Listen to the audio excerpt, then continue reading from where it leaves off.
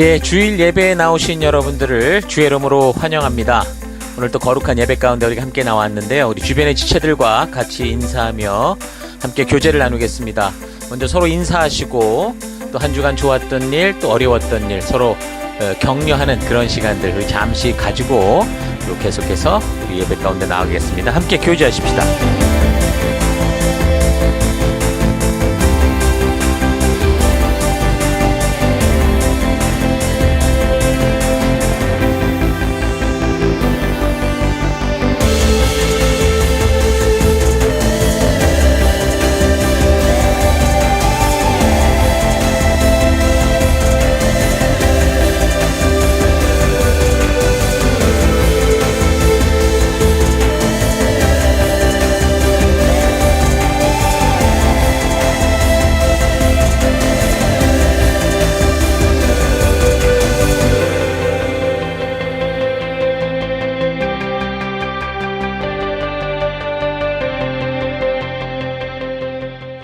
예, 이제 우리가 예배 가운데 나아가기 전에 우리 잠시 지난 주간 우리의 삶들을 되돌아보십시다. 우리 하나님 앞에 나아갈 때 더러운 모습, 죄의 모습으로 나아갈 수가 없습니다. 이 시간 다 같이 함께 한 주간을 되돌아보시면서 회개 기도하시고 또 이런 예배를 허락하신 하나님께 감사드리고 우리 하나님 앞으로 온전한 모습이 될 수 있도록 다 같이 우리 잠시 회개하며 기도하십시다. 기도하겠습니다.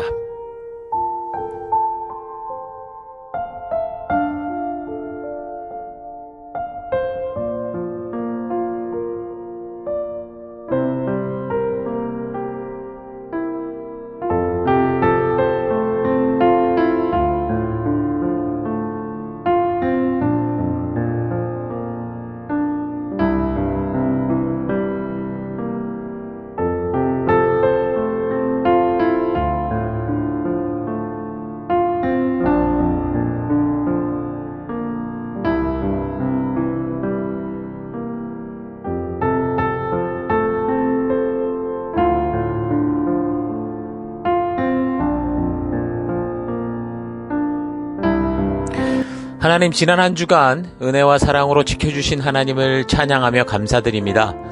우리가 주의 사랑으로 살면서도 늘 부족했고 또 욕심과 타협하며 살아왔던 삶을 회개합니다. 하나님, 주의 은혜로 회복되기 원합니다. 참된 예배자가 되며 복음의 증인되기 원합니다. 하나님, 이 시간 우리가 예배로 나아갑니다. 우리 예배를 받아주옵소서. 예수님 이름으로 기도했습니다. 아멘. 자, 이제 다 같이 우리가 함께 주일 우리 찬양과 경배로 나아가겠습니다. 할렐루야! 우리가 계속해서 예배 가운데 찬양하며 나아갈 때에 주님 안에서 예배 안에서 기뻐함으로 큰 목소리로 주님을 부르시며 나아갑시다. 할렐루야!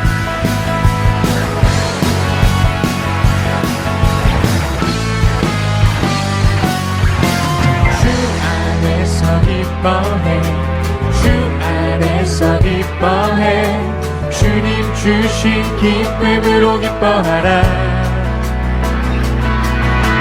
주 안에서 기뻐해 주 안에서 기뻐해 우리의 힘은 주를 기뻐하라. 다시 한번 우리 주 안에서 기뻐해. 주 안에서 기뻐해 주 안에서 기뻐해 주님 주신 기쁨으로 기뻐하라. 주 안에서 기뻐해 주 안에서 기뻐해 우리의 힘은 주를 기뻐하라. 기뻐 춤을 추며 기뻐 춤을 추며 그대 소리 높여 살아가신 주의 이름 내 마음 다해 찬양해. 주님 바라볼 때 새 힘을 주리 우리의 힘을 주를 기뻐하는 것. 주 안에서 기뻐해 주 안에서 기뻐해 주님 주신 기쁨으로 기뻐하라. 아멘. 주 안에서 기뻐해 주 안에서 기뻐해 우리의 힘을 주를 기뻐. 다시 한번 우리 고백하며 나아갈까요? 주 안에서 기뻐해. 주 안에서 기뻐해 주 안에서 기뻐해 주님 주신 기쁨으로 기뻐하라 주 안에서 주 안에서 기뻐해 주 안에서 기뻐해 우리의 힘을 주님 기뻐하네 기뻐 춤을 추며 기뻐 춤을 추며 그대 소리 높여 살아계신 주의 이름 내 마음 다해 찬양해 주님 바라볼 때 새 힘 주시니 우리의 힘을 주를 기뻐하네 기뻐 춤을 추며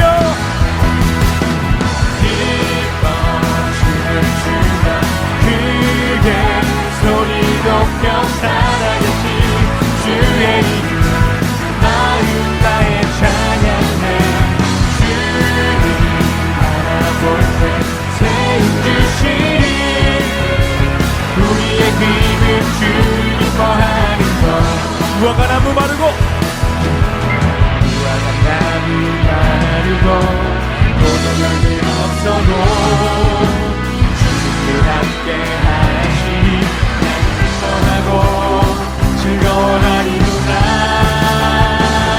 기뻐 기뻐 춤을 추며 크게 소리 높여 살아계신 주의 이름 마음 다해 찬양해 주님 바라볼 때 새 힘 주시니 우리의 힘을 주를 우리 마지막으로 고백하며 나갑시다. 기뻐 춤을 추며 기뻐 춤을 추며 크게 소리 높여 살아계신 주의 이름 마음 다해 찬양해 주님 바라볼 때 새 힘 주시니 우리의 힘을 주를 기뻐하는 것 아멘.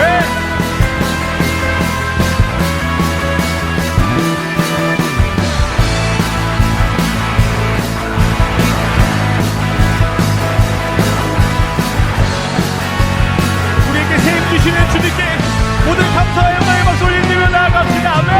할렐루야. 아멘.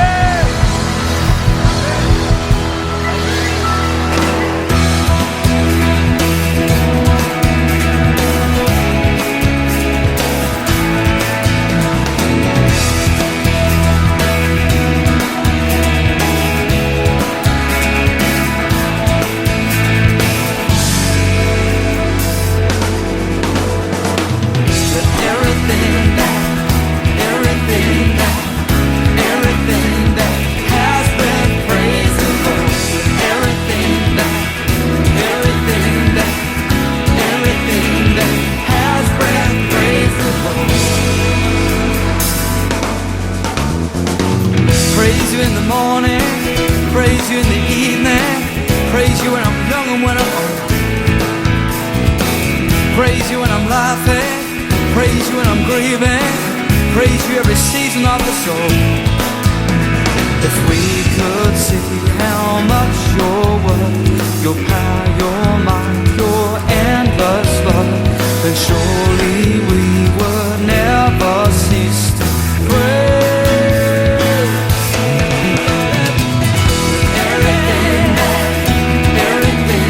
Everything that has been praised the Lord. Everything that has been praised the Lord. Praise you in the heavens, join with the angels, praising you forever and a day. Praise you on the earth now, join with creation, calling all the nations to your praise.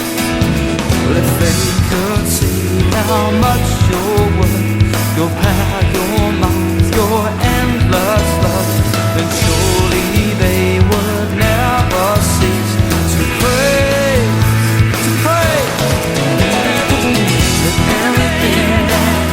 Everything that has been praised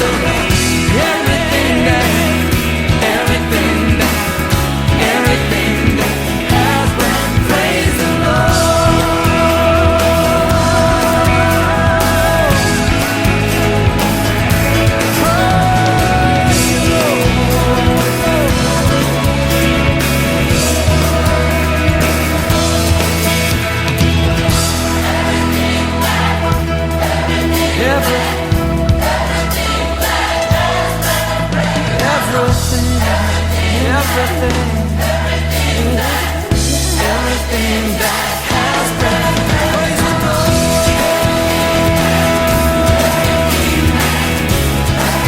You must have already. Glory, and I will worship. I will worship. I will worship you with everything. I will worship. I will worship.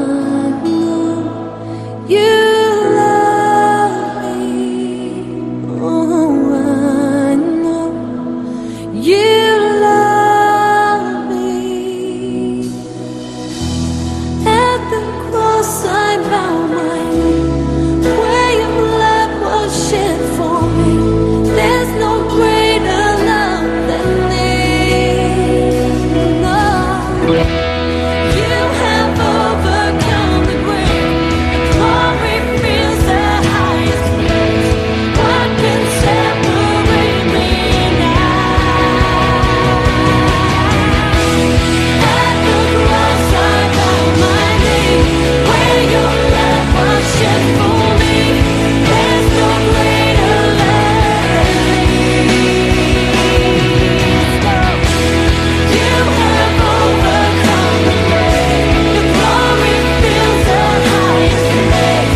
What can separate me now? You tore the veil. You made a way. When you said that it is done, you tore the veil. You made a way. When you said that it is done, you tore the veil. You made a way. When you said that it is done, you tore the veil. You made a way. When you said that it is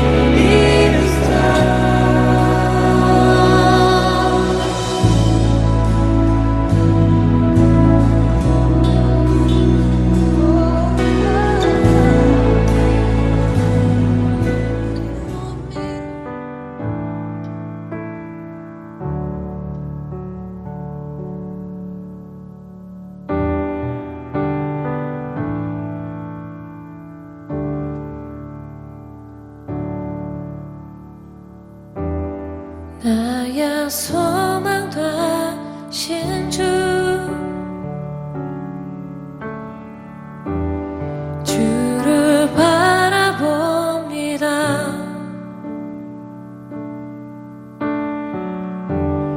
다시 오실 나의 왕 예수,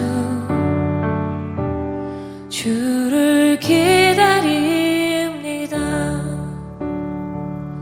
나야 소망 되신 주,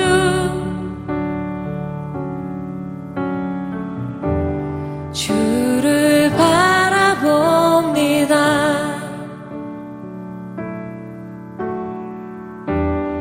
다시 오신 나의 왕 예수,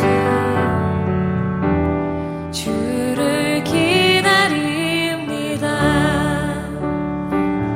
밤이 낮아지나 어제나 오늘도 영원히 주만 찬양해.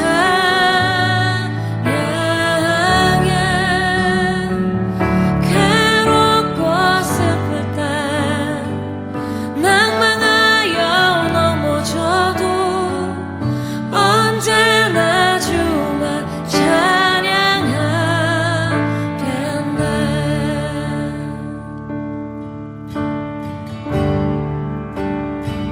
나의 소망 되신 주, 나의 소망 되신 주, 주님을, 주를 바라봅니다.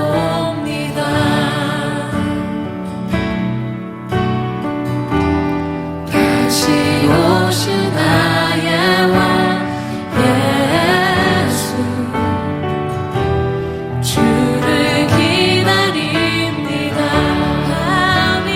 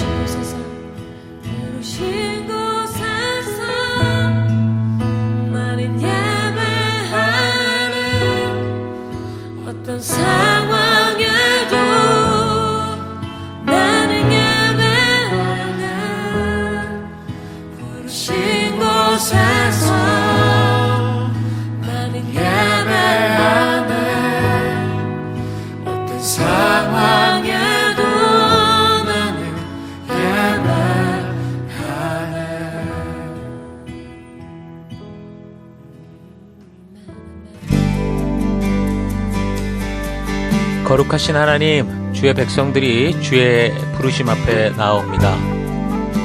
지치고 상한 영혼들, 외롭고 곤고한 하루하루를 보내는 이들, 육신의 질병과 마음의 고통으로 지친 영혼들, 하나님 간절한 소망이 있는 영혼들을 위로하여 주시고 치료하여 주시고 거룩한 생명의 길로 인도하여 주옵소서. 각자의 예배 처소에서 주의 얼굴을 구하며 우리 주의 임재하심이 있는 예배로 서 있습니다. 우리의 예배를 받아주옵소서. 주의 거룩한 지성소에서 우리들을 오라 하실 때 예수의 피를 힘입어 겸손히 나아가는 우리가 되기 원합니다. 다 같이 사도신경을 고백하겠습니다. 나는 전능하신 아버지 하나님 천지의 창조주를 믿습니다. 나는 그의 유일하신 아들 우리 주 예수 그리스도를 믿습니다. 그는 성령으로 잉태되어 동정녀 마리아에게서 나시고 본디오 빌라도에게 고난을 받아 십자가에 못 박혀 죽으시고 장사된 지 사흘 만에 죽은 자 가운데서 다시 살아나셨으며 하늘에 오르시어 전능하신 아버지 하나님 우편에 앉아 계시다가 거기로부터 살아있는 자와 죽은 자를 심판하러 오십니다. 나는 성령을 믿으며 거룩한 공교회와 성도의 교제와 죄를 용서받는 것과 몸의 부활과 영생을 믿습니다. 아멘. 하나님, 우리의 이 고백이 단지 입술의 고백이 아니라 예배 순서로서의 고백이 아니라 우리의 삶으로 드러나는 고백, 우리 삶의 향기가 되고 우리의 그리스도의 편지로서 드러나는 우리가 되기 원합니다. 오직 주만 바라봅니다. 예수님 이름으로 기도했습니다. 아멘. 우리 주변 분들과 같이 인사하십니다. 하나님께서 당신을 사랑하십니다. 아멘.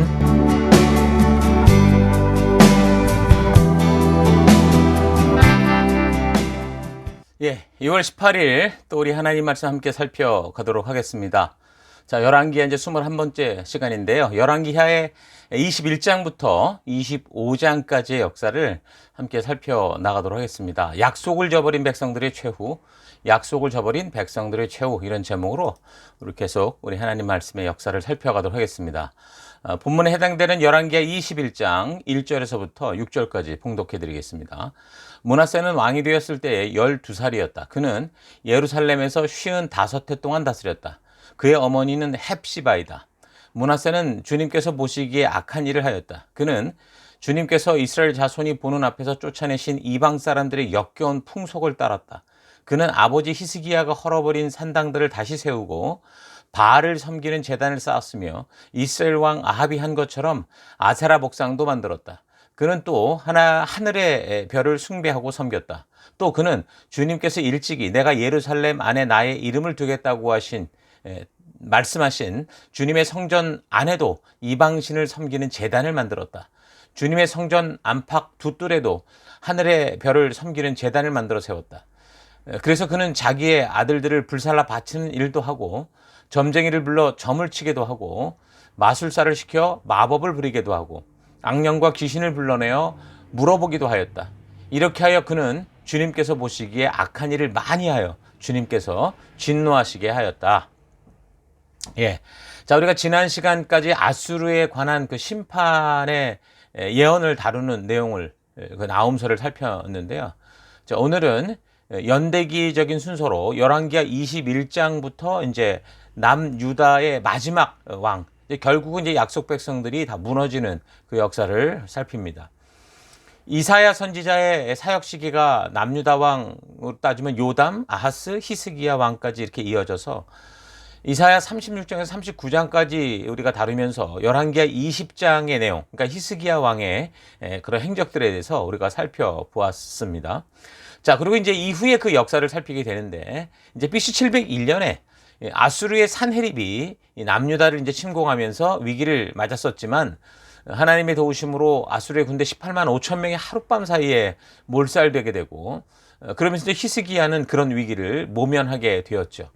자, 그 후 아수르의 역사를 잠깐 또 보면 이 산헤립은 그렇게 그 전쟁에서 군사 18만 명을 모두 잃고 고국으로 돌아갔다가 암살을 당합니다. 그리고 이제 그의 아들 에살 핫돈이라는 사람이 아수르의 왕이 되죠.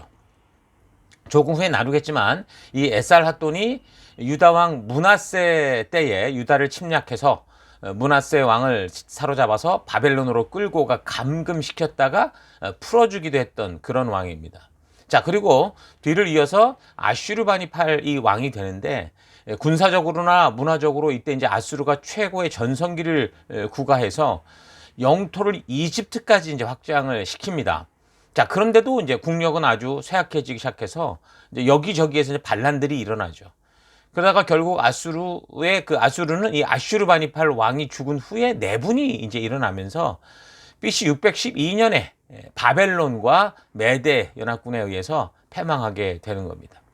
자, 그런 아수르의 역사 흐름과 같은 시기 남한국 왕국의 이제 마지막 역사를 이제 우리가 살피는데 11개 20장에서 아수르 사네립의 침입으로 위기에 처했던 히스기야가 그 위기를 극복한 후에 동방세계로 그의 소문이 퍼지고 그래서 바벨론 사절단들이 방문했을 때 벌어졌었던 그런 일들을 우리가 다루었던 것을 기억할 겁니다. 자, 근데 히스기야 왕은 뭐 분명히 악한 사람은 아니었죠. 자, 그런데 한 나라의 지도자가 된다라는 것은 사람이 그냥 어질고 마냥 착하기만 해서 되는 건 아니라는 거죠. 자, 무엇보다 중요한 것은 바른 가치관, 그러니까 성경적 가치관을 가지고 분별하는 그런 능력과 결단력이 필요합니다. 특별히 하나님의 종된 사명을 가진 사람들은 그래서 영적인 분별력이 더더욱 중요한 지도자의 바른 자질이었습니다. 자, 그런데 이 히스기야 왕에 대한 기록을 보면 이 사람은 분명 악한 사람은 아니지만 그러니까 그렇게 보면 분별력이 없었던 것으로 보입니다. 그래서 그 바벨론의 사신들이 왔었을 때 그저 그냥 자기가 이제 높아진 줄 알고 국가의 모든 기밀들을 다 보여주면서 자랑하는 그 어리석은 짓을 하였죠. 자, 그렇게 하고도 그 어리석은 행동의 결과 받게 되는 결국은 이 국가적 위기, 미래의 그 위험에 대해서 히스기야 자신의 세대에는 이런 일이 벌어지지 않을 거다라는 거에 대해서 안도하고 그냥 그렇게 편안하게 지내는 그런 스타일이었습니다.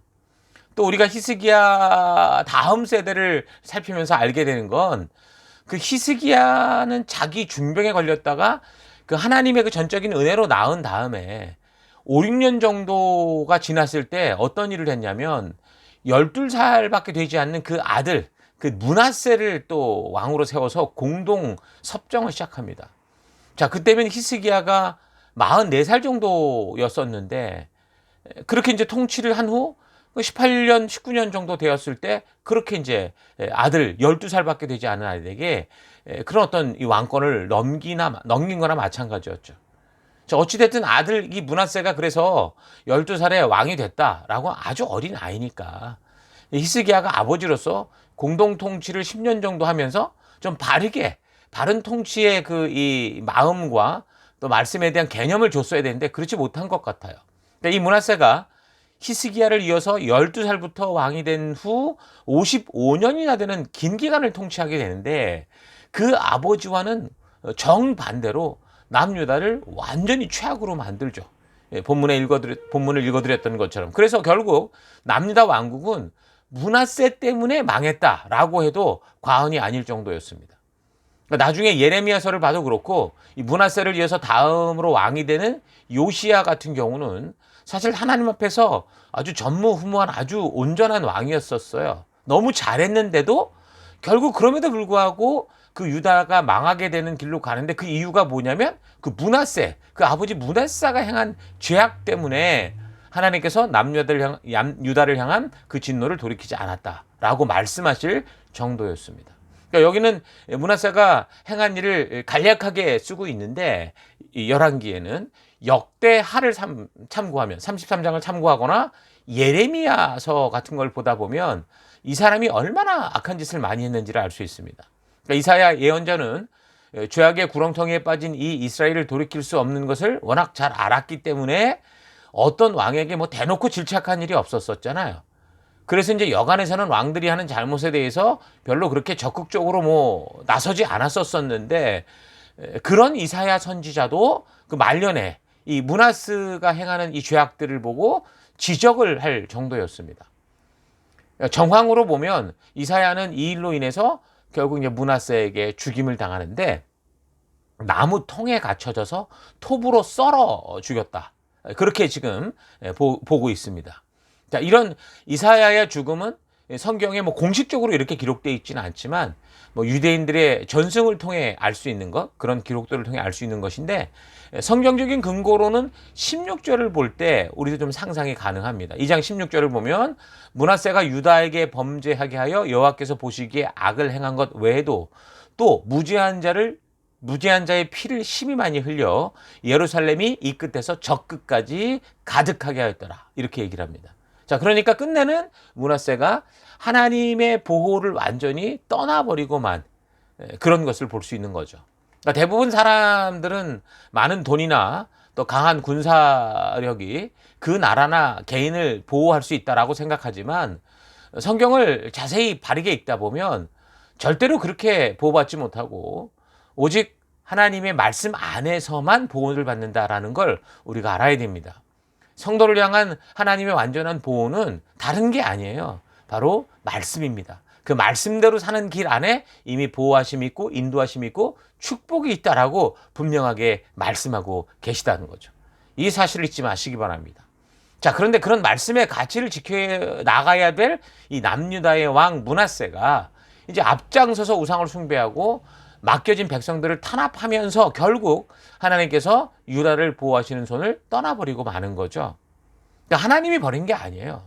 그가 모든 백성들을 이끌고 그렇게 불순종의 멸망의 나락의 길로 갔다라는 겁니다. 자, 그러니까 므낫세가 친아수르 정책을 폈음에도 아수르 왕, 그 에사라돈이 그의 그 군대 장관을 보내서 결국 유다를 치고, 그래서 므낫세 왕을 잡아 코를 갈고리에 깨워서 바벨론으로 끌고 가게 되죠. 아수르의 역사 기록은 이 에사라돈이 수리아, 그러니까 아람 지역, 다메섹 지역의 반란을 진압하기 위해 왔을 때 므낫세도 사로잡았고, 그래서 이 역사의 기록을 성경에서는 므낫세의 범죄의 결과였다라고 그렇게 이제 말을 하고 있는 겁니다. 자, 그렇게 되고 나서야 이 므낫세라는 사람이 참된 신이 하나님밖에 없다라는 걸 처절히 이제 깨닫게 되고 하나님 앞에 회개하고 하나님의 이름을 부릅니다. 그때 하나님께서는 또 약속하신 대로 또 회개하는 자의 음성을 들으시고 용서해 주시는데, 그래서 이제 므낫세가 그 바벨론에서 풀려나서 예루살렘으로 돌아올 수 있었어요. 자, 그래서 이전과 다르게 이제 이 므낫세가 그 아버지 히스기야가 했던 식으로 바르게 하나님을 섬기려고 했습니다. 그래서 이제 백성들도 그렇게 이제 인도하려고 했는데, 근데 결국 이 유다의 백성들은 바르게 회복되지 못했어요. 그러니까 무슨 말입니까? 뭔가를 무너뜨리고 서로 질서를 무너뜨리고 약속을 깨는 건 하루아침이지만, 그로 인한 일들로 말미암은 것들을 다시 바르게 세우는 것은 정말 쉬운 게 아니라는 거죠.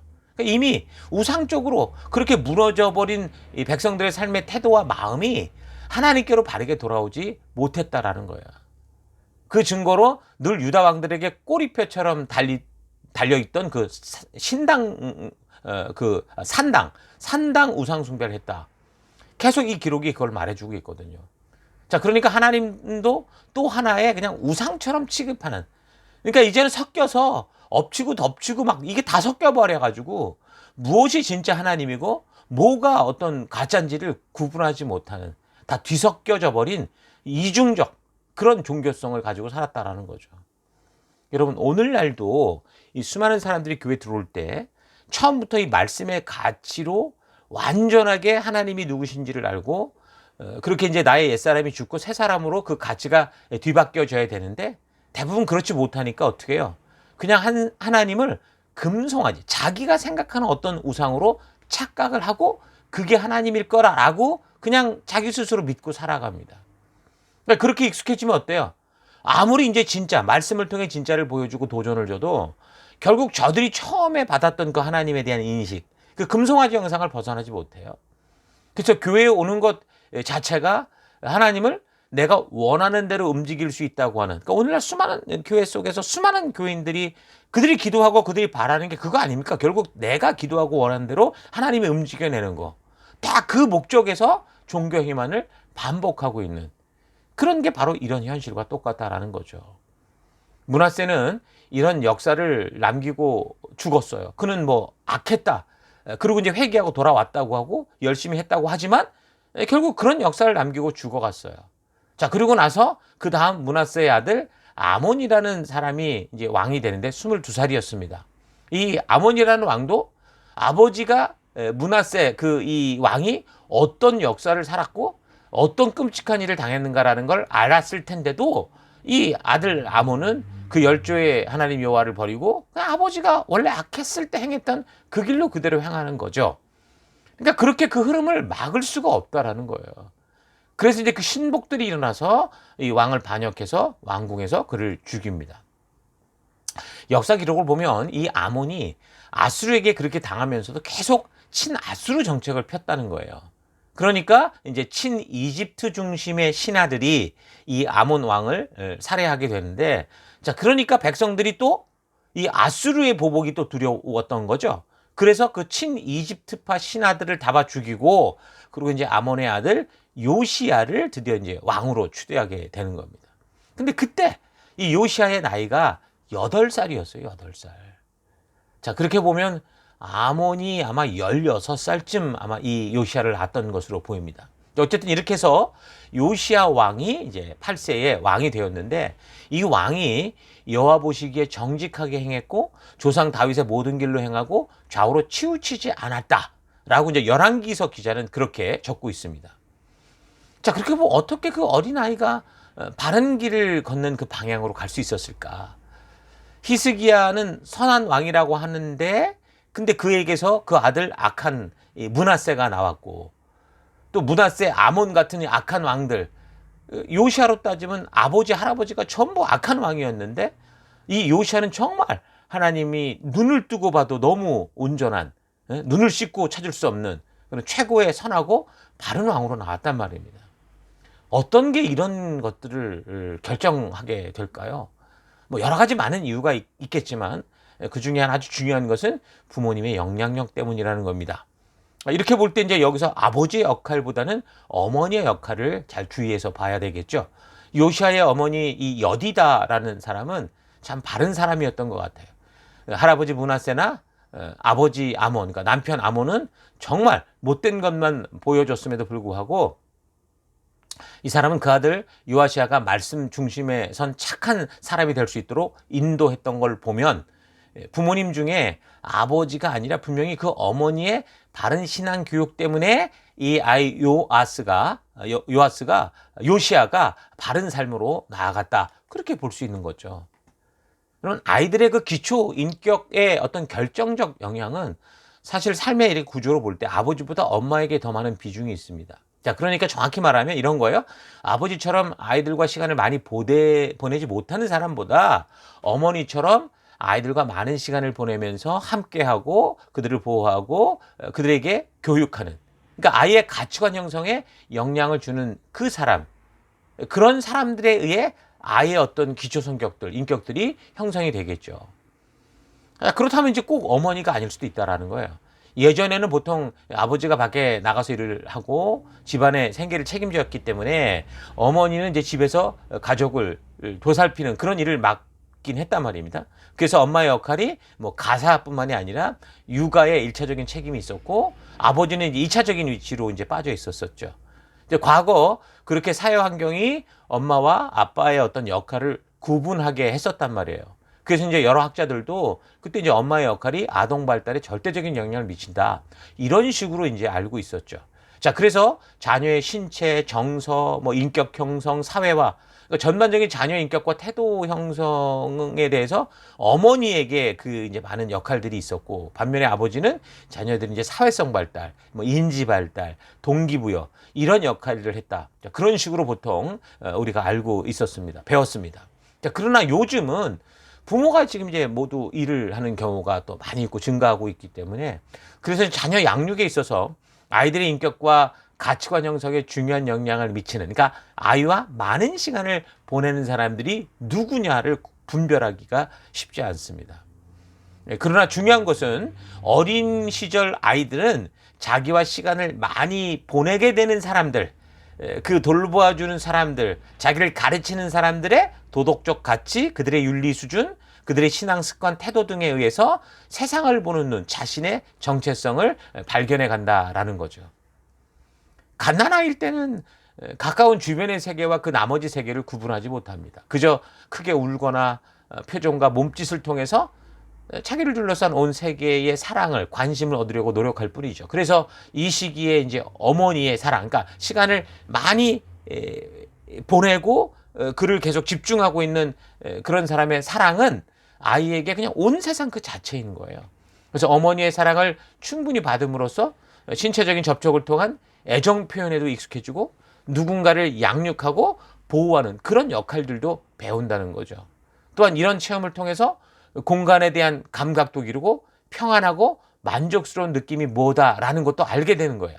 이러한 경험을 가진 사람들은 성인이 됐을 때 자기 자신을 있는 그대로 받아들일 수 있는 그런 사람이 되고 주변의 의견에 쉽게 좌지우지 되지 않는 그 내적 안정감, 자기 분화, 주도성을 유지할 수 있는 그런 인격으로 성장을 합니다. 그래서 자기 자신을 사랑하고 타인과의 관계를 조화롭게 꾸며갈 수 있는 이 바른 인격을 위해서는 이런 유아기 때, 그러니까 0세에서 5세 이런 시기에 부모님이 주는 이 전적인 희생, 전적인 사랑의 체험이 꼭 필요하다는 거죠. 그래서 유아원, 유치원과 같은 어떤 다른 사회기관에 맡기는 게 아니라 그래서 가능하면 부모가 그 핵심 역할을 감당해야 됩니다. 물론 때가 되면 유치원에 보내서 나름대로 사회성을 배우고 관계성을 배워가지만 하지만 가장 중요한 성품과 태도에 있어서 사랑과 그들을 품어가는 그런 삶과의 관계에 있어서는 그 부모님이 핵심 역할을 반드시 감당해야 된다는 거예요. 아이들이 아버지와 함께하는 경험을 통해서는 지적이고 정신적인 세계를 접하게 되고 자신의 창조적인 능력을 개발하게 됩니다. 그래서 아버지의 존재는 아이에게 자극과 도전을 주는 역할이라고 볼 수 있겠죠. 새로운 것을 시도하게 하고 앞을 향해 전진하게 하면서 살아가는 삶의 영역을 넓히도록 합니다. 낡고 익숙한 것에 머물지 않고 발전하기를 원하는 그런 마음도 아버지와의 관계성에서 생겨난다는 거죠. 또한 정체되지 않기 위해서 끊임없이 막 자기를 개발하도록 격려받는 것 또한 마찬가지입니다. 그러니까 아버지와의 대화나 놀이가 아이의 그런 인간관계에도 큰 영향을 미친다는 거예요. 그래서 아버지와 함께하는 시간들을 통해서 타인과 관계 맺고 싶다는 그 욕구도 가지고 또한 새로운 관계를 맺기 위해 새로운 세상을 향해 용기 있게 나가는 그런 것들도 배우게 되는 거죠. 자, 그러니까 이제 어머니나 아버지, 그러니까 부모의 사명은 어쨌든 중요하다라는 거예요. 그래서 하나님께서는 최초로 이 인류가 그렇게 자라갈 수 있도록 가정에 부모님을 만드셨고 그 가정 속의 부모들에게 하나님을 알게 하는 그런 사명을 주신 거예요. 특히 아이들의 초기 성장 시절에 아이들의 모든 세계가 되는 이 엄마의 역할은 너무너무 중요합니다. 그래서 이제 아버지들이 다른 어떤 것보다 아내를 잘 돌봐야 된다는 거죠. 다른 어떤 것보다 반드시 아이들과 시간을 많이 보내야 될 수밖에 없는 아내를 행복하게 만들어주는 것이 그게 건강한 가정에 굉장히 중요한 핵심이라는 거예요. 아내들의 그 안정감이 어떻게 나오겠어요? 아내를 존중하고 사랑하는 그 남편, 그 아내, 그 울타리 안에서 또 나오게 되는 거고 또 그로 인해서 생기는 아내의 자신감과 이런 평안, 이거는 결국 어떻게 흘러가요? 그 부부의 아이들에게로 온전하게 흘러가게 돼서 아이들이 하나님이 그 만드신 참된 가정의 행복 속에서 하나님이 창조하시고자 했던 그런 건강한 인격으로 바르게 성장하게 된다. 그런 한 사람이 되어간다라는 거예요. 지금 이런 말씀에 대해서 여러분 미혼인 청년들은 잘 새기고 여러분 공부를 해야 됩니다. 그래서 배우자를 찾을 때 무엇보다 이 말씀의 가치를 소중히 여기며 살아가면서 자녀를 바른 성경의 가치로 교육할 수 있는 그런 남자, 또 말씀의 가치를 따라 자녀를 교육할 수 있는 그런 여자를 만나야죠. 그러니까 무엇보다 그들의 삶의 그 방향성이 어떤 이 세상의 유행과 어떤 겉모습이 아니라 이 우리를 부르신 하나님을 향한 그 이제 방향성이 거기로 가 있고 삶의 가치가 말씀의 가치 안에서 드러나는 그런 태도를 가진 그런 사람들을 분명히 만날 수 있는 게 좋습니다. 특히 남편들 같은 경우는 아내 앞에서 아이가 되려고 하지 마십시오. 대부분 보면은 이 아내들이 그냥 남자를 자녀로 취급을 하잖아요. 우리 집에 뭐 아들이 둘이 있는데도 우리 아들 셋이야 이렇게 말하는 경우가 있는데 그래서는 안 되죠. 아내가 그래서는 안 되는 게 아니라 남편들이 똑바로 해야 된다는 겁니다. 그러니까 아내에게 자녀들 말고도 또 하나의 아이가 돼서 그냥 짐 같은 존재가 되지 말고 아내의 존경을 받고 아이들로 하여금 아버지를 통해 하나님을 볼 수 있게 하는 그런 역할을 감당해야 됩니다. 아내에게 존중받는 남편, 그러니까 가정의 제사장이 돼서 자녀들에게 하나님 말씀에 기초를 심어줄 수 있는 믿음의 아버지들이 되어 가야 되는 거예요. 아이들만이 아니라 분명히 아내에게도 분명히 이 가정의 제사장적인 그런 존중을 받고 존경을 받을 수 있는 그런 우리가 되어야 된다라는 거죠. 자녀들이 가슴에 하나님의 말씀을 심는 것에 대해서 사실 우리는 교회 학교를 보낸다고 그러는데 사실 교회는요 보조적인 역할이에요. 주일날 가봐야 몇 시간이나 같이 있겠습니까? 특히 요즘 같은 경우 말씀을 얼마나 들어요. 그냥 교회 문화에서 놀고 있을 뿐이지. 이게 참 그래서 우리가 기억하고 조심해야 되는 거예요. 하나님께서 한 가정의 가장인 아버지에게 그래서 그 말씀 하나님의 마음을 알리는 굉장히 중요한 사명을 첫 번째로 그렇게 주셨다라는 거 잊지 마십시오. 자, 그래서 부부가 함께 힘써서 아이들을 하나님의 말씀에 그 바른 가치관으로 심어가서 그 아이들이 삶을 살아감에 있어서 이 삶의 기준이 이 말씀 하나님의 뜻이 될 수 있도록 그렇게 교육하고 그렇게 섬기는 여러분들 되기를 바랍니다. 자, 아무튼 요시아가 그렇게 8살에 왕의 즉위를 하고 이제 8년째 되던 때, 그러니까 계속된 신앙 교육이 어머니에게서 있었겠죠. 그러니까 16살이 될 때에 16살이면 아직도 어린 중3이나 고1 정도의 나이인데, 근데 성경은 뭐라고 말하냐면 주도적으로 하나님을 찾았다, 그렇게 얘기를 합니다. 하나님의 뜻에 따라 그 말씀대로 살기 시작했다, 스스로 그 얘기를 하는 거예요. 이곳에 있는 중고등학생들도 이 요시아 왕을 잘 벤치마킹해서 스스로 어리다 생각하지 마시고 바르고 빠르게 이 하나님의 말씀을 따라서 그런 주도적인 삶을 살아갈 수 있는 여러분 될 수 있기를 바라요. 더불어 고등학교를 졸업한 우리 청년들은 더 이상 핑계대며 세상을 즐기고 방황하고 캥거루족이 돼서 부모의 그냥 피를 빨아먹는 그런 존재가 아니라 주도적, 함께 한 공간에서 같은 한 가정에서 살아도 주도적으로 하나님의 말씀으로 깊이 들어가서 요시아처럼 말씀의 가치를 따라 여러분의 가정 속에서 자신의 인생을 바르게 개척하고 그렇게 믿음으로 살아가는 그런 여러분들 될 수 있기를 바랍니다. 자, 그러니까 어쨌든 요시아가 중3, 오늘로 말하면 고1의 나이에 주도적으로 하나님 말씀대로 살기 시작하더니 그가 20살이 되던 때에는 온 나라 구석구석을 다 뒤집어 엎어서 우상의 흔적을 없애버리는 놀라운 종교개혁을 일으킵니다. 자, 그러니까 10대 꿈을 꾸고 20대 준비해 30대 영향력을 미친다, 이런 말을 우리가 종종 했는데 요시아 같은 경우 벌써 20대에 나라를 뒤집어 엎는 그런 일들을 하고 있는 거죠. 그 당시 아수르가 이제 휘청휘청거릴 때여서 북왕국의 영토, 그러니까 이쪽 이 팔레스틴 가나안 쪽을 잘 통치하지 못했을 때였기 때문에 요시아 왕은 이제 북왕국 지역까지 우상의 제단들을 다 부수고 우상이나 우상을 섬기던 사제들의 뼈까지 가루로 만들어 다 훑어버리는 그런 놀라운 일들을 했습니다. 그리고 이제 요시아가 26살쯤 되었을 때였는데 하나님의 성전을 수리하도록 명령을 했었거든요. 그때 이제 성전을 수리하다가 율법책을 발견합니다. 자, 그러니까 무슨 말이에요? 그때까지 하나님께서 모세를 통해 주셨던 이 명령, 7년 만에 한 번씩 모든 백성들을 모아 이것을 읽어주고 가르치라고 했던 이 말씀이 어떻게 했다는 거예요? 내팽개에 쳐져 있었다라는 거겠죠. 왜 그러냐면 그 뒤에 이제 내용을 보면 이 책을 발견한 요시아가 그걸 읽으라고 했을 때 그걸 읽고 비로소 깨닫고 회개하는 일들이 나오거든요. 자, 그러니까 이 책을 발견한 요시아 이 왕 때로부터 거꾸로 시간을 따져보면 요시아 자신이 7-8년을 통치 중에 이제 발견하게 된 거고, 또 거꾸로 아버지 아몬이 2년 통치했고 할아버지는 55년을 통치했어요. 그러면 75년이죠. 그러니까 히스기야 왕이 죽은 지 75년 만에 어떻게 했다는 거예요? 성전 수리를 한번 했다라는 거예요. 여러분, 그나마 이스라엘 전통을 유지하고 있다고 하는 남유다 왕국이라고 할 수 있는 이 나라의 신앙이 이런 정도였습니다. 말씀을 이렇게 소홀히 여기는 그런 삶의 태도를 가지고 있었죠. 여러분, 어떤 건물을 75년 동안 방치를 하면 그게 어떻게 됩니까? 점점 새로워지고 새로운 건물이 됩니까? 아니죠. 다 먼지 묻고 쌓이고 썩게 되어 있습니다. 자, 같은 원리로 많은 성도들이 교회를 다니면서도 자신의 신앙을 이렇게 방치해 놓는 거예요. 하나님의 말씀을 바르게 아는 일을 소홀히 여기고 그냥 시계추처럼 교회당만 왔다 갔다 하는 경우가 많습니다. 하나님께서 우리에게 날마다 말씀 앞에 서라고 하는 이유가 뭐냐?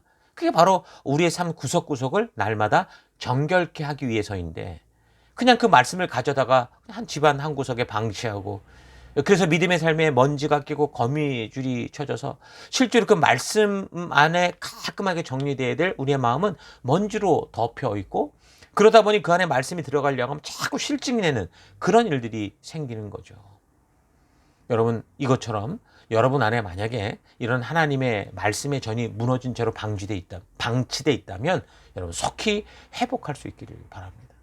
그 서기관 사반이 어쨌든 성전을 수리하다 발견된 율법책에 대해서 보고를 하고 그 책을 이제 왕에게 읽어줍니다. 그때 이제 22장 10절 제사장 hil기야가 내 책을 주었다 하고 사반이 왕의 앞에서 읽음에 왕이 율법책의 말을 듣자 곧 그의 옷을 찢으니라 말합니다.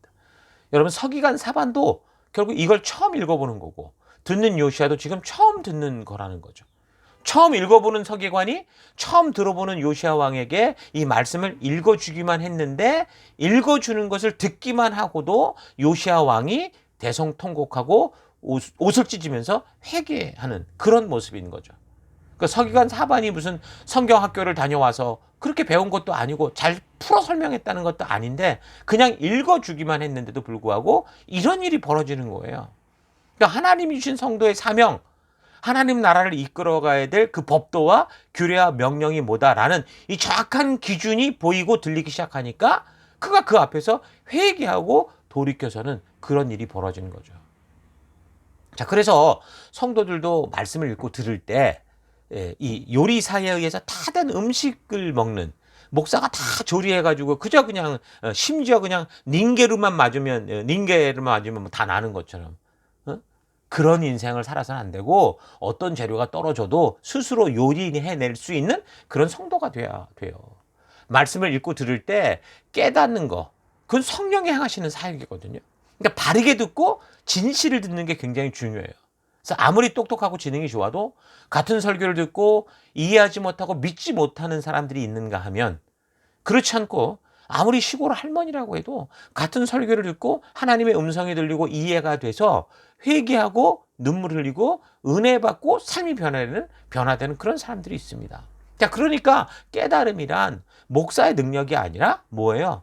목사는 하나님의 진실을 바르게 펼쳐내야 되는 거고 그럴 때 성령 하나님께서 각 심령 속에 역사하시는 거예요. 그래서 리더이든 성도이든 우리가 말씀을 전하는 것을 두려워하지 말아야 돼요. 말을 잘해야 되는가를 두려워하지 마시고 바르게 전할 것을 우리가 결단해야 되는 거예요. 여러분의 말재주를 활용해서 여러분의 철학을 전하라는 게 아니고요. 그들을 설득시키라는 게 아니고요. 여러분의 능력으로 저 사람들을 변화시키는 게 아니고요.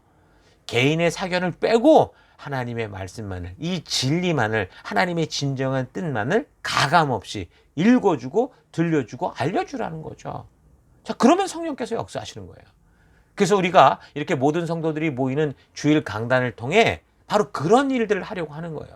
이 강단에서 쉽고 재밌고 맛있고 달콤한 걸 주는 게 아니고 진리를, 진실을 주려고 우리가 그렇게 지금 하고 있는 겁니다. 자, 그렇게 요시야 왕이 찾은 율법책, 아마도 그게 신명기나 레위기였을 거예요. 그거를 들어보고 읽어보니까 자기 아버지, 할아버지도 말할 것도 없고 자기 민족들이 하나님께서 약속하시고 하라 한 이 명령들을 어기고 길을 쓰고 안 하려고 하고 하지 말라는 것은 목숨 걸고 행하고 있는 그런 자신들의 모습을 보게 되는 거죠. 그래서 요시야가 하나님 앞에서 겸손하게 옷을 찢고 회개하고 통곡을 하게 된 거예요. 그리고 그 발견한 여호와의 책을 장로들, 제사장, 레위 사람, 그 모든 백성 남녀노소를 막론하고 모아서 읽어 들려주고 그 말씀대로 서게 하는 그런 일을 하는 겁니다. 그러니까 신명기 모세를 통해 들었던 그 명령, 하나님의 말씀을 모든 백성들을 모아 알게 하라고 했던 이 명령을 비로소 요시야 왕이 실천하게 되는 거죠. 그러니까 요시야 왕이 이렇게 전심전력을 다해서 전심전력을 다해서 20대에 이스라엘 전역에 걸쳐서 특히 자기 아버지 아몬 그리고 할아버지 므낫세 때 만들었던 그 모든 남은 우상의 흔적들을 다 때려부시고 그 가루로 빻아서 다 흩어버렸단 말이에요. 그야말로 국토 대청결 작업을 했던 건데, 근데 이게 놀라운 건 이런 일에 대해서 300년 전에 한 예언자가 이걸 예언했다라는 거예요. 열왕기상 13장. 그러니까 요시야 왕의 시대로부터 따지면 300년 전 그 북이스라엘의 첫 번째 왕 누굽니까? 여로보암이 자기의 이 정권을 지키겠다고 그 금송아지로 하나님을 변신시키고 베델에 금송아지를 만들어 놓고 그걸 하나님이라고 하면서 제사 드릴 때, 그때 하나님께 보내받은 선지자가 그 장면을 보면서 그대로 예언한 그 말씀이 성취된 거예요. 그게 열왕기상 13장 1절부터 나옵니다. 보라, 그때 하나님의 사람이, 그때가 언제예요? 이 여로보암 왕이 이 금송아지 제단에서 분향할 때죠. 여호와의 말씀으로 말미암아 유다에서부터 베델에 이르니 마침 여로보암이 제단 곁에 서서 분향하는지라. 하나님의 사람이 제단을 향하여 여호와의 말씀으로 외쳐 이르되 제단아 제단아, 여호와께서 이와 같이 말씀하시기를 다윗의 집에 요시야라 이름하는 아들을 낳으리니 그가 너의 위에 분향하는 산당 제사장을 너의 위에서 제물로 바칠 것이요 또 사람의 뼈를 너의 위에서 사르리라 하셨다. 이렇게 말하죠. 그러니까 300년 전 북이스라엘 왕국을 부탁받았던 첫사람 여로보암 왕이 자신의 욕심과 교만으로 하나님의 형상을 우상으로 바꾸던 그때 하나님께서 보낸 그 선지자로 하여금 예언을 하시게 하셨는데, 그 사람이 예언했던 그대로 됐죠. 그 사람, 지금 예언했던 그 요시야라는 이름 한자 틀리지 않고 선지자를 통해 예언했던 그대로 바로 이때 성취가 되는 거예요.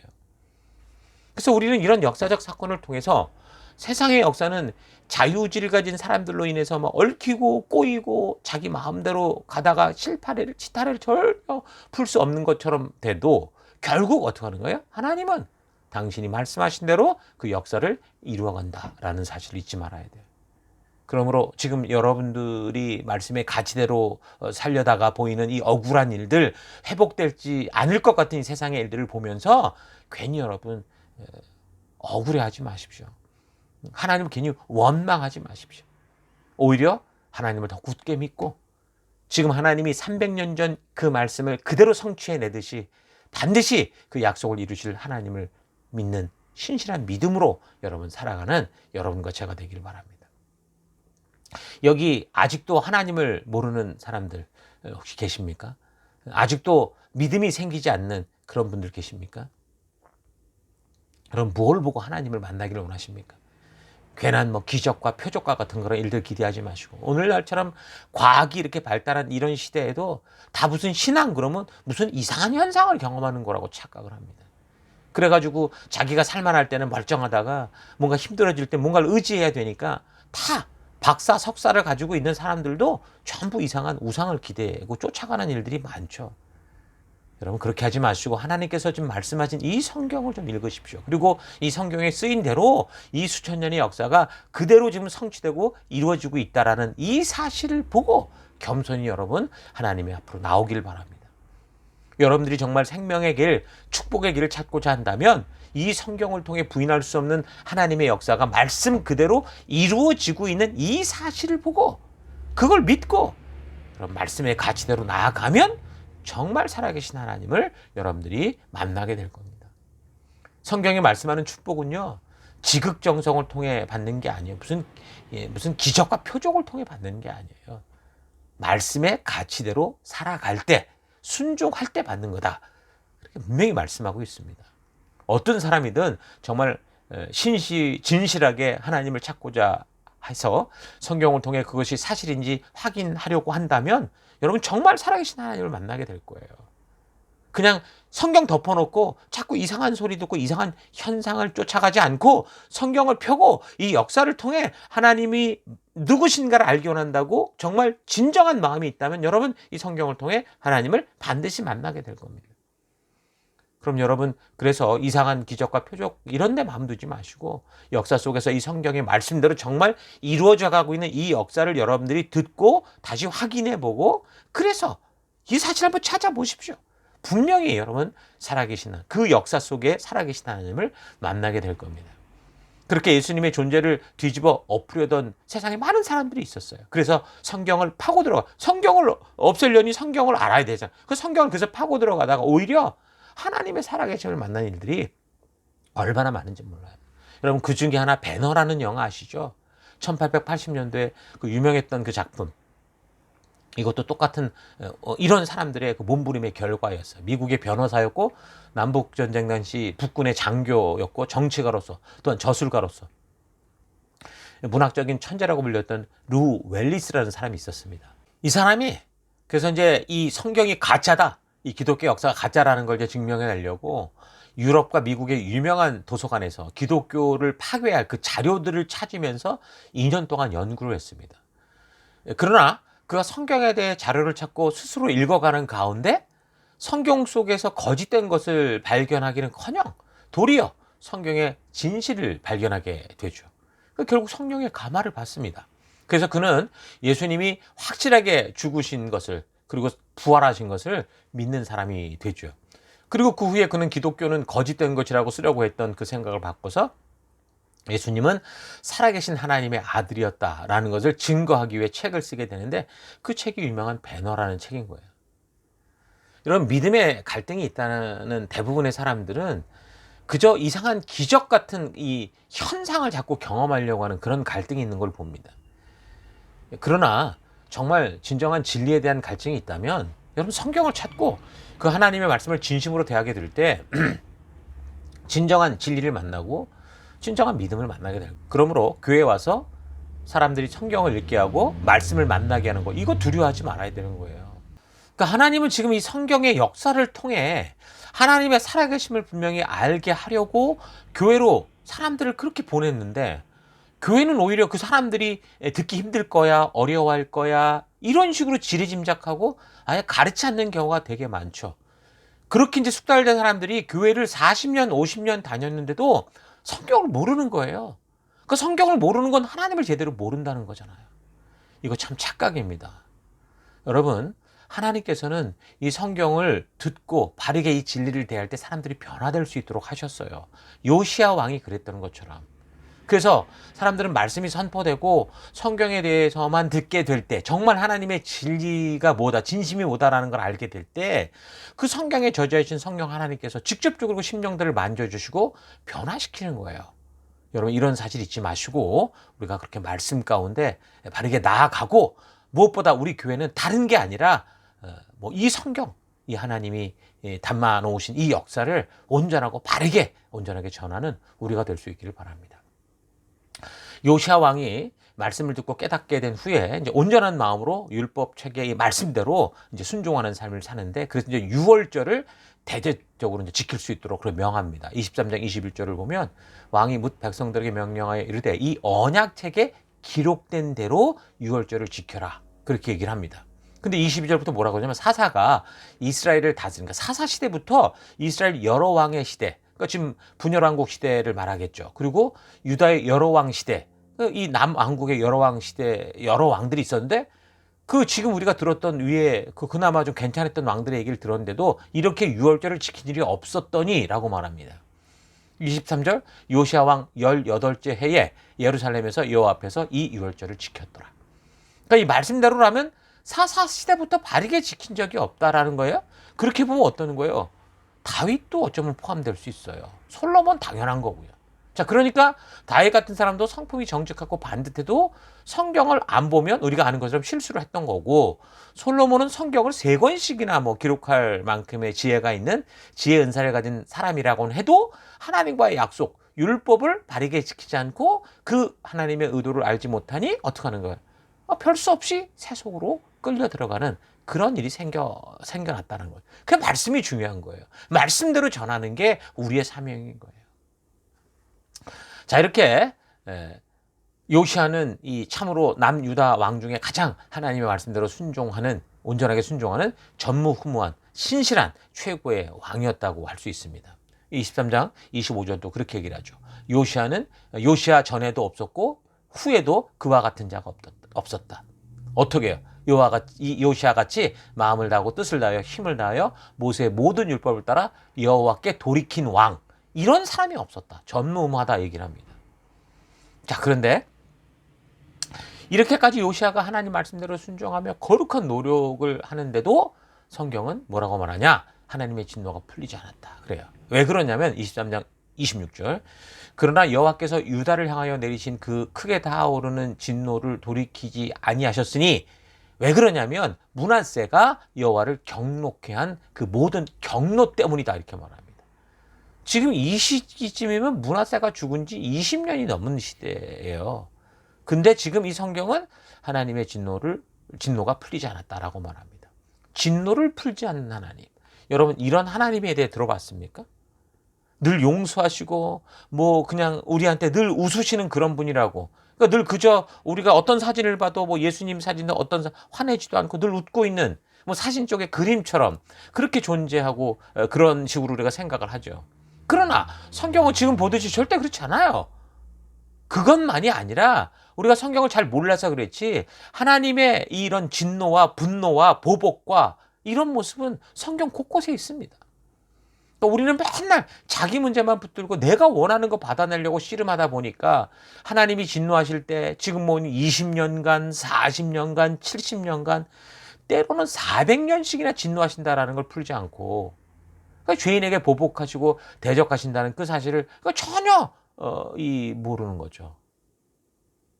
홍수 사건 이후 다시 물로 심판하지 않겠다고 그 약속은 기억해. 무지개는 기억하는데 그게 불로 심판할 거에 대한 그런 분명한 또 하나님의 다른 약속들은 잘 모르는 거예요. 그러니 지금 동성애자들이 이거 놓고 물지개 갖고 자기들이 마치 하나님의 무슨 용서함을 얻은 것처럼 스스로 불로 심판받을 거를, 우리는 불로 심판받을 거다라는 거를 말하는 게 실제로 그런 사건이 그 심벌인 거죠.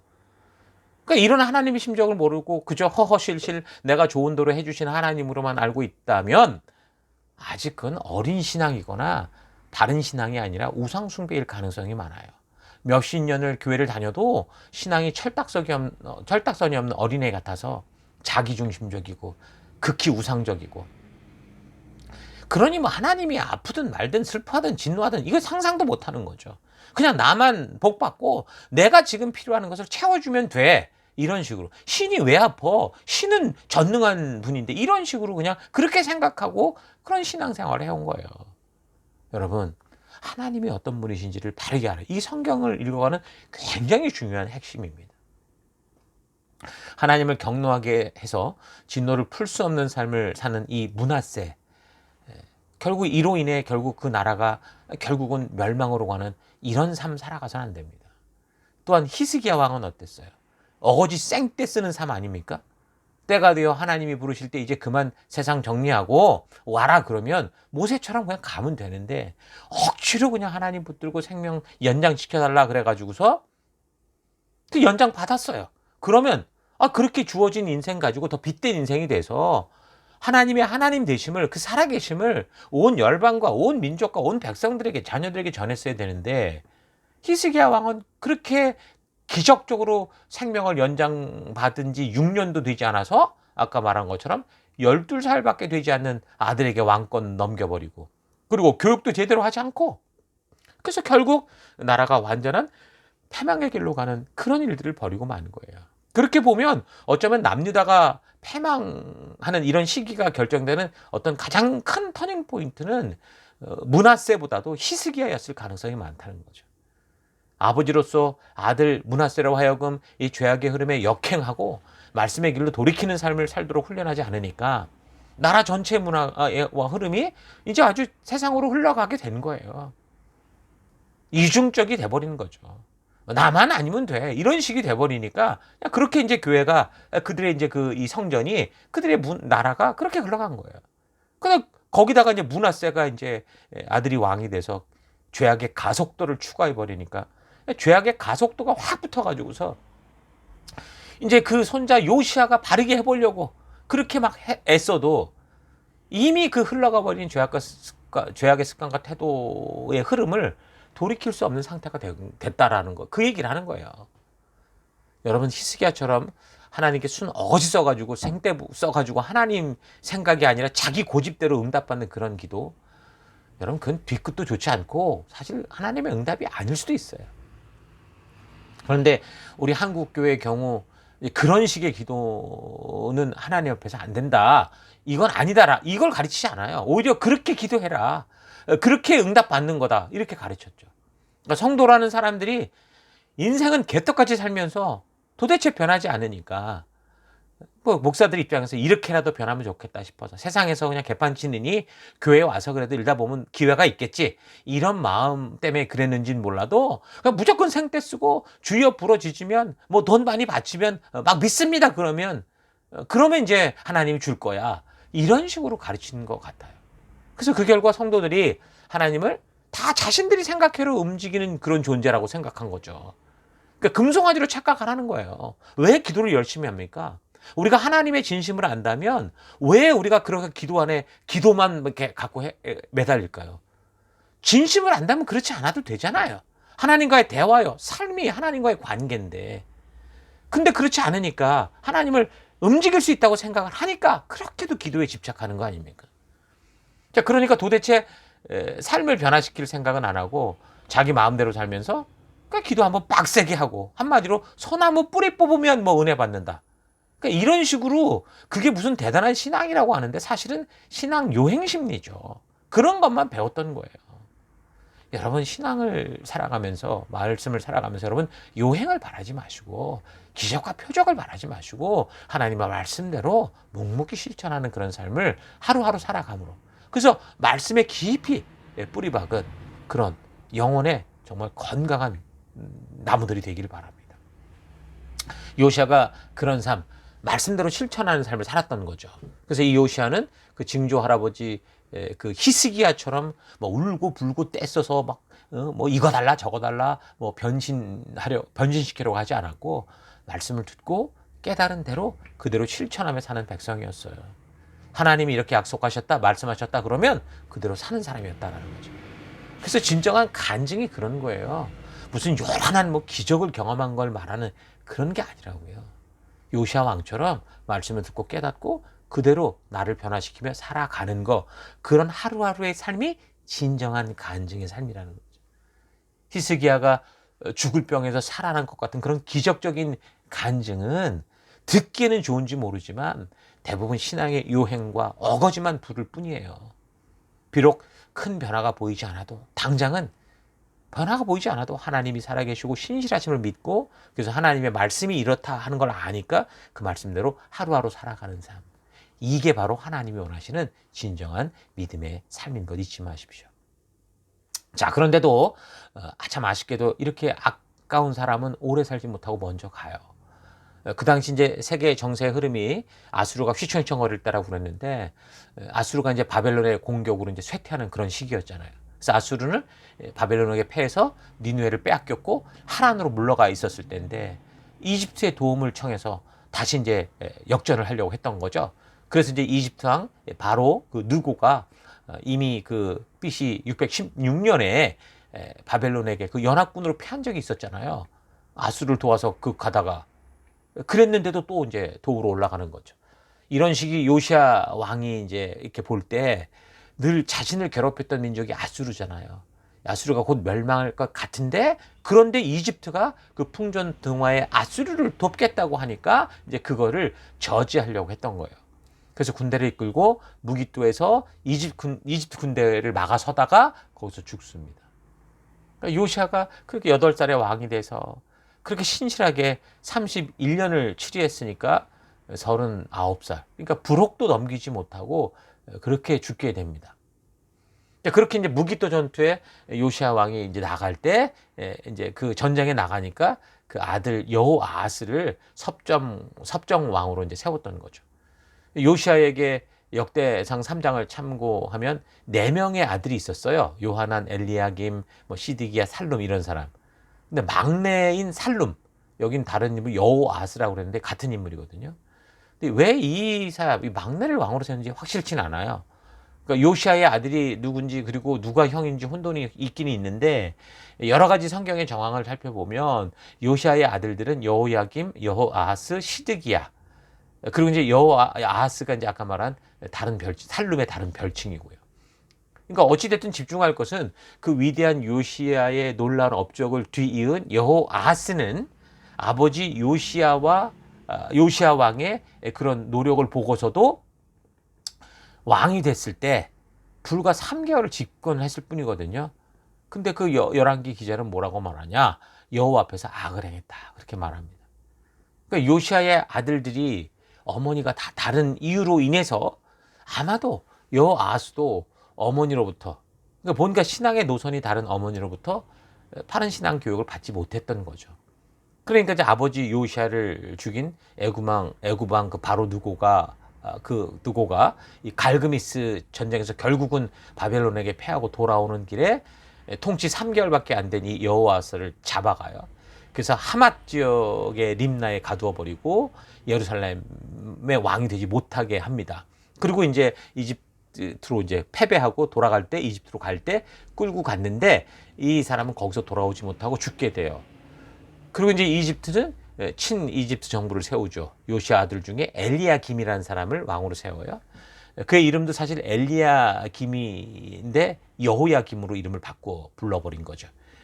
그런데 이 사람도 아버지 요시아를 닮아 이렇게 통치한 게 아니고 여호와 앞에서 악을 행하면서 11년간 통치를 합니다. 그때 이제 메소포타미아의 주도권을 이제 완전히 가진 바벨론의 왕 느부갓네살이 그 친 이집트 정책을 펴는 남유다를 공격하게 되는 거예요. 그게 이제 바벨론의 1차 유다 침공인데 그때 다니엘 같은 사람들이 포로로 잡혀가게 됩니다. 자, 그래서 남유다는 바벨론의 이제 속국이 된 거죠. 이집트 관계가 끊어질 수밖에 없고. 근데 3년 후인 BC 601년에 바벨론이 다시 이집트를 정복하려고 애굽 이집트 국경 지역에서 진격해 전투를 벌이다가 이때 바벨론이 또 져요. 그래서 이제 그때 이제 이 여호야김이 그 기회를 틈타서 또다시 이제 바벨론을 배신하고 이집트로 붙게 되는 거죠. 근데 그런 시기에 활동했던 선지자가 예레미야, 우리가 살필 건데 예레미야 선지자였는데 예레미야 선지자가 그렇게 하지 말라고 그랬거든요. 너는 바벨론을 묵묵히 섬겨야 된다. 그렇게 얘기를 했는데도 이 여호야김이 결국 바벨론을 배신하죠. 그래서 이제 그 바벨론의 느부갓네살이 또 예루살렘에 군대를 보내요. 그 공격을 합니다. 2차 침공이죠.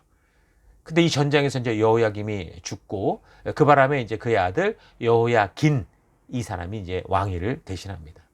자, 그러나 여호야긴이 왕이 되어 바벨론과 싸운 지 한 3개월, 10일 정도만. 그러니까 아버지는 그냥 전쟁 중에 죽은 거고 또 급하게 이제 여호야긴이 왕이 돼서 바벨론과 싸웠는데 3개월, 10일 정도 버티다가 결국은 바벨론에게 남유다가 무너지면서 이 여호야긴도 끌려가게 되는 거예요. 자, 그때 2차로 이제 에스겔을 비롯한 수많은 왕족, 귀족, 유능한 사람들이 또 함께 바벨론에 사로잡혀 가게 됩니다. 자, 그리고 느부갓네살 왕은 이 잡아간 이 여호야긴 요 사람 대신에 그 숙부였던 요시아의 아들 시드기야라는 사람을 왕으로 세웁니다. 그러니까 친 바벨론 정권을 세우는 거죠. 자, 그런데 시드기야도 5년 6년 뒤에 바벨론을 또 배신해요. 그래서 이제 바벨론의 느부갓네살 왕이 BC 588년에 3차로 예루살렘을 다시 포위하고 맹공격을 가해서 결국 BC 586년에 드디어 성을 함락시켜 버리면서 남유다가 완전히 패망하고 만 겁니다.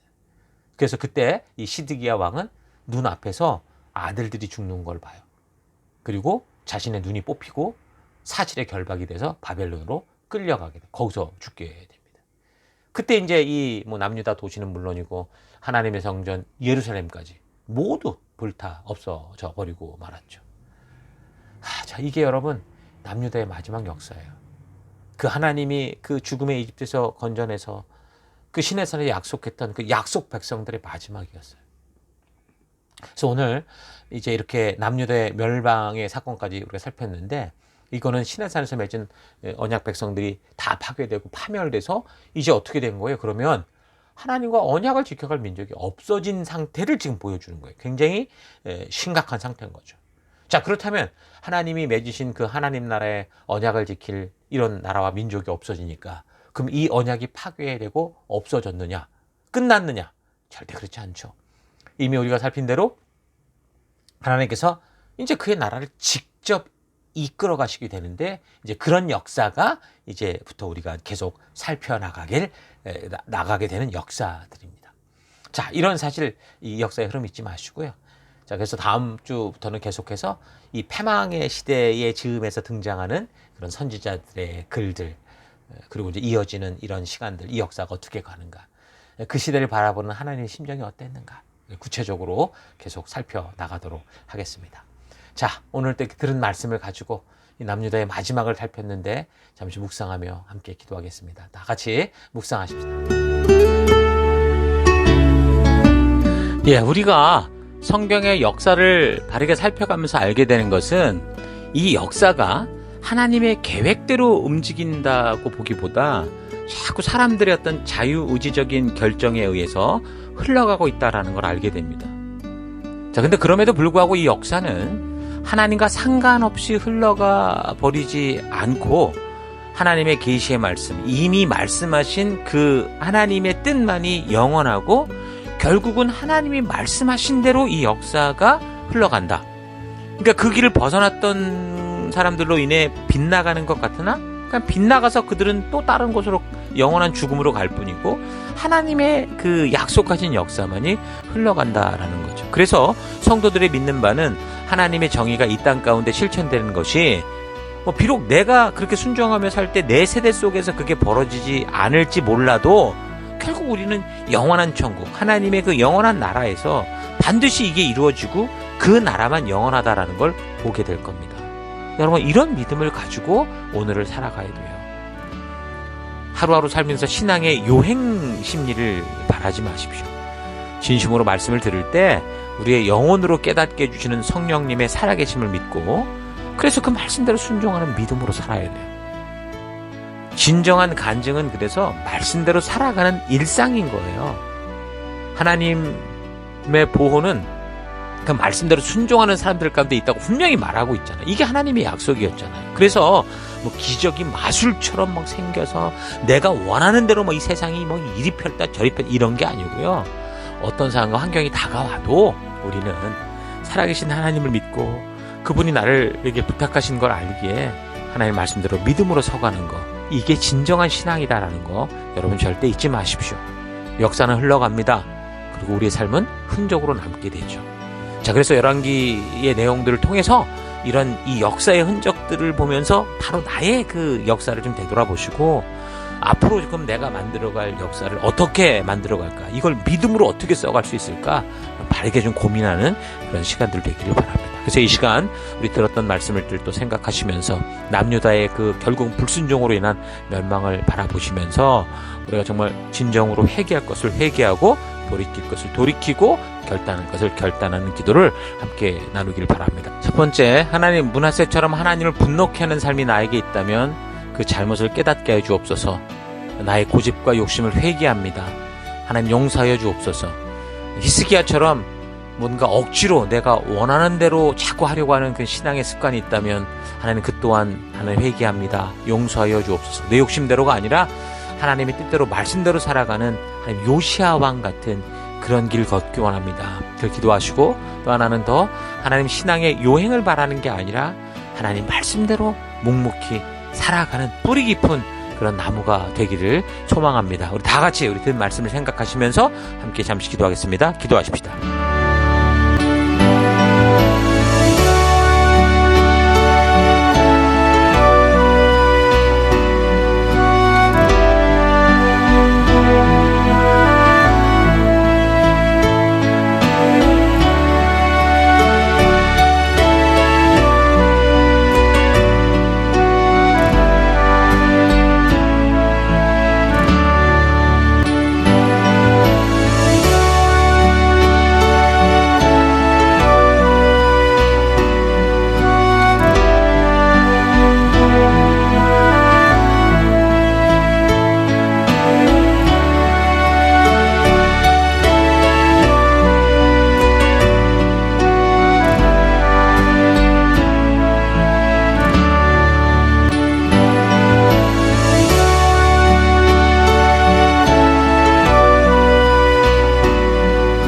하나님 이 시간 드디어 그 불순종하던 그 남유다 왕국이 그렇게 망하고 무너져가는 것을 보았습니다.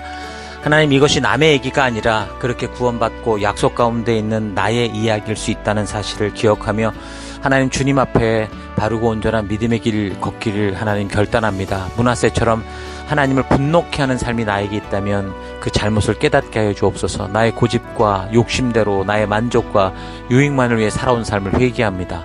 히스기야처럼 뭔가 억지로 내가 원하는 대로 하나님을 움직이려고 하는 그런 신앙의 태도가 있다면 하나님 또한 이 또한 용서해 주옵소서. 내 욕심대로가 아니라 하나님의 뜻대로 말씀대로 살아가는 요시야 왕 같은 내가 되기를 원합니다. 신앙의 요행을 바라는 게 아니고 말씀대로 사는 뿌리 깊은 나무 되기를 원합니다. 하나님이 복되게 해주신 이 역사를 나의 욕심으로 망가뜨려서 남도 살기 힘들게 하는 게 아니라 말씀대로 순종함으로 모두가 이 축복된 삶을 살아갈 수 있게 하는, 이 살아가는 삶이 하나님 나라가 되게 하는 열방의 제사장 나라 되기를 원합니다. 좋으신 하나님이시지만 죄에 대해서는 분노하시는 하나님이시다라는 거 잊지 않고 하나님 내 삶의 모든 죄의 흔적들을 버리고 오직 주의 말씀대로만, 주님 부르신 대로만, 주님의 약속대로 하나님 나아가는 내가 되기를 결단하며 이 한 주간도 그런 삶 가운데 나아가도록 인도하시고 이끄시고 함께 하신 하나님 감사드리고 예수님 이름으로 기도했습니다. 아멘.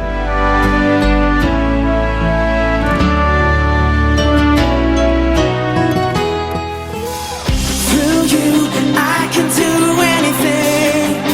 Oh, I can do all things. 'Cause it's you. 2월 18일 교회 소식을 함께 나누겠습니다. 이번 주는 2024년 셀위크 세 번째 주간입니다. 우리는 셀 모임을 통해 생명 낳는 생명을 세우는 사명을 감당하고 있습니다. 생명 낳는 생명을 세우는 사명은 하나님의 전적인 은혜로 구원받은 모든 성도들의 존재의 이유입니다. 이것을 위해 우리가 구원받았고 우리가 이곳에 한 교회로 모여 하나님 나라를 이루며 지금까지 달려가고 있는 것입니다. 그러므로 모든 성도는 영적인 가정 셀에 속하여 말씀의 기초를 확실하게 쌓으며 그 말씀 위에서 지체들과 서로 격려하며 하나님께서 순종하는 우리를 통해 이루시는 치료와 회복의 놀라운 은혜들을 누리시기 바랍니다. 사랑의 돌봄과 성경과 역사 교육, 이것이 가장 중요하고 부름받은 자들의 핵심적인 사명인 것을 잊지 말고 셀 모임으로 적극적으로 모여주시기 바랍니다. 2월 셋째 주인데요. 매월 세 번째 주간 저희 교회가 집중하는 사역 포인트는 전도입니다. 이 한 주간 더더욱 집중하여 하나님께서 우리를 부르신 증인된 사명에 순종하는 삶으로 나아갈 수 있기 바랍니다. 전도는 성도가 구원받은 이유이고 교회로 존재하는 목적임을 잊지 말고 더더욱 우리의 삶의 현장에서 사람들을 하나님의 마음이 있는 곳으로 인도하고 회개하고 하나님 나라로 들어올 수 있도록 하는 전도에 힘쓰는 우리가 되십시다. 저희 교회를 새로 방문해 주신 지체들을 환영합니다. 오늘 이곳 예배당 예배에 그리고 영상 온라인 예배에 처음 참석해 주신 분들을 주의 이름으로 환영합니다. 우리를 이곳에 부르시고 함께하게 하신 하나님께 감사하고 그 사랑으로 우리 모두 함께 귀한 교회로 하나 되는 시간들이 되기를 바랍니다. 오늘 예배 후 성도의 교제는 본당 옆건물 1층 로버트 와이트홀에서 모이게 됩니다. 함께 오셔서 귀한 성도의 교제 가운데 하나님의 은혜와 축복을 경험하실 수 있기 바랍니다. 주중에는 연결된 셀들과 온라인, 오프라인을 통해 모이는 셀 모임이 있습니다. 셀 모임에도 참여하여 하나님의 마음이 담긴 성경과 역사를 지체들과 함께 나누며 하나님 안에서 나는 누구인지를 바르게 알아가는 축복된 시간들을 나누시기 바랍니다. 다음 주일 예배도 스카스 처치 예배당에서 예배드립니다. 우리가 예배를 드리고 있는 멜번시티 CBD 안에 있는 스카스 처치 본당에서 2시에 예배를 드립니다. 미리 예배 시간 5분 전까지 오셔서 거룩하고 귀한 예배, 하나님의 말씀으로 거듭나는 예배 되도록 하십시다. 우리가 드리는 예배는 계속해서 매주 영상으로 미리 준비되어 교회 사이트에 매주일 오전 6시에 업로드됩니다. 또한 교회 유튜브에도 같은 시간에 업로드가 되니 어떤 이유로든 예배당 예배를 나오지 못하게 되는 경우 각자가 처한 처소에서 각자 가능한 시간에 하나님의 부르심 앞에 스스로 나아가 예배 드리실 수 있기 바랍니다. 내가 처한 어떤 상황과 환경 속에서도 변함없이 거룩한 예배자로 서서 온전한 예배를 드리실 수 있기 바랍니다. 지금까지 2월 18일 교회 소식이었습니다. 한 주간도 믿음으로 말씀 따라 승리하는 여러분들 되시기 바랍니다. Absolutely nothing is impossible for him. 하나님 말씀 예, 계속해서 우리 교회가 존재하는 목적을 함께 외치고 축도로 예배를 마치겠습니다. 2024년 사람을 세우는 교회임을 잊지 않고 살아가는 교회 되기. 그 사명을 감당할 때 사랑을 가지고 사명을 이루는 교회 되기. 하나님이 주신 방향을 잃지 않고 열심을 다하는 교회 되기. 사명을 위해 구별하신 열방의 제사장 나라 거룩한 교회 되기.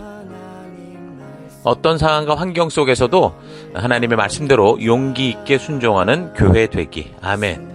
자, 이런 부르심 잊지 마시고요. 우리 이제 각자 보냄을 받은 삶의 터 곳곳에 나가서 그 어둠 속에서 진정한 빛과 소금의 모습으로 살아가는 그런 승리하는 한 주 되시기를 주의 이름으로 축원합니다. 다 같이 기도하겠습니다. 이제는 우리 주 예수 그리스도의 은혜와 하나님의 그 크신 사랑하심과 성령님의 감화, 감동, 위로, 축복, 충만하심이 신앙의 처음부터 하나님을 성경과 역사를 통해 바르게 만나지 못할 때, 성경과 역사로 바르게 만나지 못할 때 평생 하나님을 금송아지 우상으로 대하며 살아갈 수 있다라는 사실을 알고, 그래서 남유다와 같이 하나님을 우상으로 착각하며 패망의 길로 그렇게 가는 게 아니라 매일매일 보냄을 받은 곳에서 오직 살아계신 하나님께서 직접 주신 말씀의 가치를 따라 믿음으로 살아갈 것을 결단하는 모든 백성들 머리 위에 이제로부터 영원토록 함께 하실지어다. 아멘. 하나님 말씀에 한 명을 거는 자